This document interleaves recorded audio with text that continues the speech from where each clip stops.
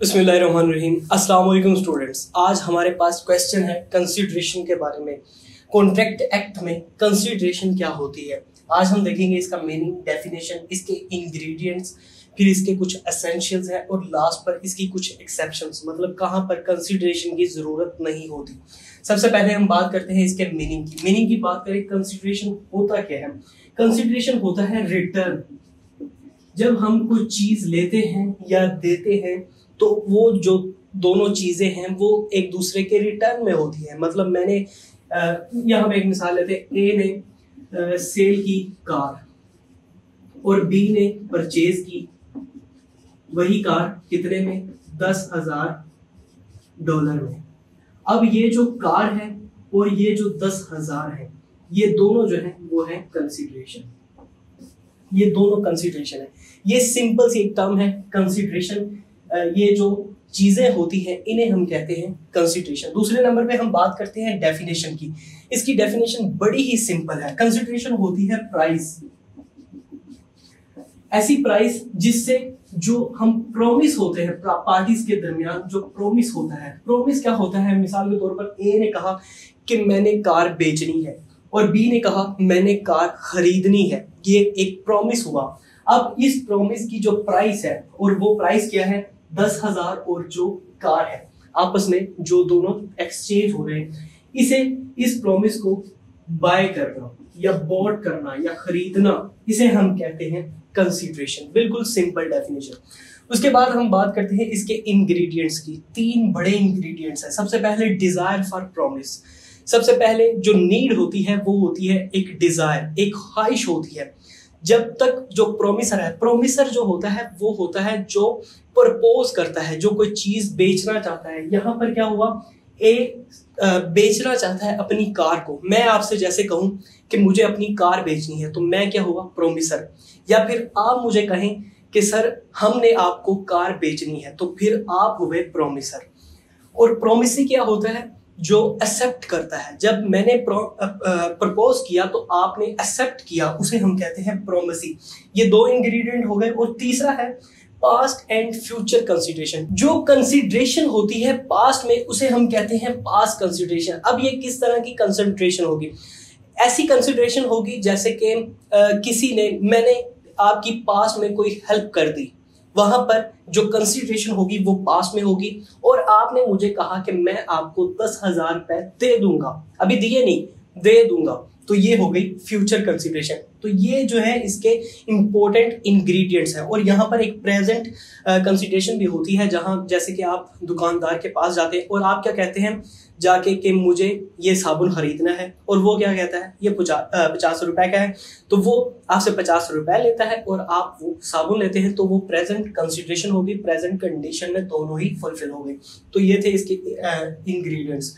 उसके बाद हम बात करते हैं इसके एसेंशियल्स की। इसके एसेंशियल्स की बात करें तो सबसे पहले हमारे पास जो एसेंशियल आता है वो कहते हैं कि ये रियल होना चाहिए या वैलिड होना चाहिए। सबसे पहले जो है वो रियल, जो एसेंशियल है कंसीडरेशन का, वो रियल होना चाहिए। मैं ऐसे तो नहीं ना कह सकता कि आप ये काम कर दो मैं आपको चांद तारे तोड़ के ला दूंगा, ये एक रियल नहीं है। तो इस वजह से जो कंसीडरेशन वो रियल होना चाहिए। मिसाल के तौर पर मैं आपको 10,000 रुपए दूंगा। दूसरे नंबर पे not need to be sufficient. मिसाल के तौर पर एक मिकदार जो है पैसों की, ये एक सफिशिएंट मिकदार जो है उसकी जरूरत नहीं होती। कोई कंसिडरेशन 1 रुपए में भी हो सकती है, 1 रुपए में भी कोई भी कंसिडरेशन हो सकती है, बस उसकी कीमत होनी चाहिए, चाहे वो 1 रुपए हो या चाहे लाख रुपए। तो ये इस तरह से भी हो सकती है। और उसके बाद हमारे पास आता है इसका अगला जो एसेंशियल है वो है प्रोमिसर का। जो कंसीडरेशन मूव करेगी वो प्रोमिसर की तरफ से करेगी। मिसाल के तौर पर मैं जब आपको कहता हूं कि मैंने गाड़ी बेचनी है, मैंने आपको प्रपोज किया, तो जो कंसीडरेशन होगी, जो कार जाएगी वो मेरी तरफ से जाएगी।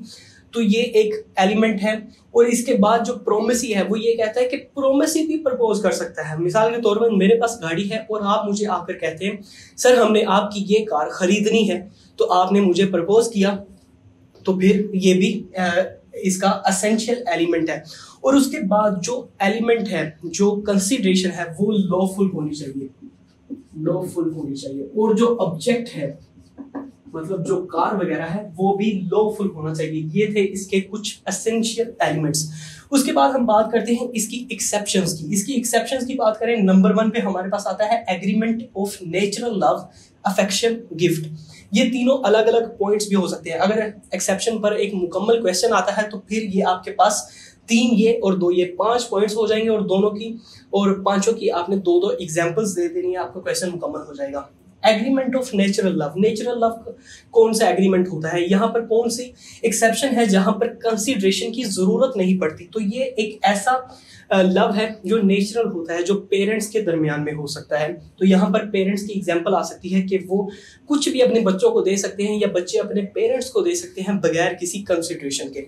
दूसरे नंबर पे अफेक्शन, अफेक्शन होता है लव। ये लव नेचुरल लव नहीं होता है, ये कपल्स का लव हो सकता है। जैसे कि आपकी कोई गर्लफ्रेंड है या कोई बॉयफ्रेंड है तो आप उसका हाथ पकड़ते हैं बगैर किसी कंसिडरेशन के, आप उसे किस करते हैं बगैर किसी कंसिडरेशन के, ये सब कुछ जो है वो अफेक्शन में आता है। उसके बाद हमारे पास है गिफ्ट। गिफ्ट आप किसी को भी दे सकते हैं, कोई भी पर्सन को आप किसी को भी गिफ्ट दे सकते हैं विदाउट कंसिडरेशन, और गिफ्ट में कंसिडरेशन होती ही नहीं है। उसके बाद हमारे पास पॉइंट आता है फॉर पास्ट वॉलंटरी सर्विसेज। कोई ऐसे कंसिडरेशन, मतलब कंसिडरेशन तो आपने दी ही नहीं है, तो यहां पर क्या हुआ कि पास्ट वॉलंटरी सर्विसेज, कोई आपके पास एक बंदा है, उसने जो बी बंदा है उसका एक चाइल्ड है, उसका एक बेबी है, तो ए ने क्या किया, बी के मुश्किल वक्त में बच्चे की बोतल खरीदने के लिए उसे 5,000 रुपए दिए ताकि आप बच्चे की बोतल खरीद सकें। बी का बुरा टाइम चल रहा था, ठीक है, मिसाल ही दी है मैंने, कोई भी और मिसाल ले सकते हैं आपने, मिसाल ही ए ने बी को 5,000 रुपए दिए। तो अब जो पास्ट में ए ने उसके लिए किया, बी अब बगैर किसी कंसिडरेशन के ए को अगर कुछ देना चाहेगा तो फिर वो भी वैलिड होगा, उसमें कंसिडरेशन की जरूरत नहीं है क्योंकि पास्ट में ए ने मदद की थी। टाइम बैरेड डेप्ट, टाइम बैरेड डेप्ट, जब लॉ कहता है, कानून कहता है कि ये जो फला एग्रीमेंट है ये इतने टाइम तक वैलिड है, तो अगर ए और बी के दरमियान में एक कॉन्ट्रैक्ट हुआ है लेकिन जो टाइम है वो खत्म हो चुका है, टाइम जो था कर्जा चुकाने का वो खत्म हो चुका है, तो फिर अब ए क्या कहता है, मैं तुम्हें 1,000 रुपए उस जो रकम थी उसके ऊपर देता हूं 1,000 रुपए, लेकिन इसकी कोई कंसिडरेशन नहीं दे रहा, वो सिर्फ 1,000 रुपए वैसे ही दे रहा है। तो फिर और वो रिक्वेस्ट करता है कि आप इसे लीगल करार दे दें, तो वो लीगल भी हो जाएगा और 1,000 जो दे रहा है उसके लिए कोई कंसिडरेशन की जरूरत नहीं, ये ए का बड़ापन था, उसका प्यार था, तो यहाँ पर भी जो कंसिडरेशन है उसकी जरूरत नहीं है। तो ये थे इसके कुछ एक्सेप्शंस। एक छोटा सा क्वेश्चन है, वीडियो अच्छी लगी तो वीडियो को लाइक करें और इस चैनल को फॉलो करना ना भूलिएगा। खुदा हाफिज।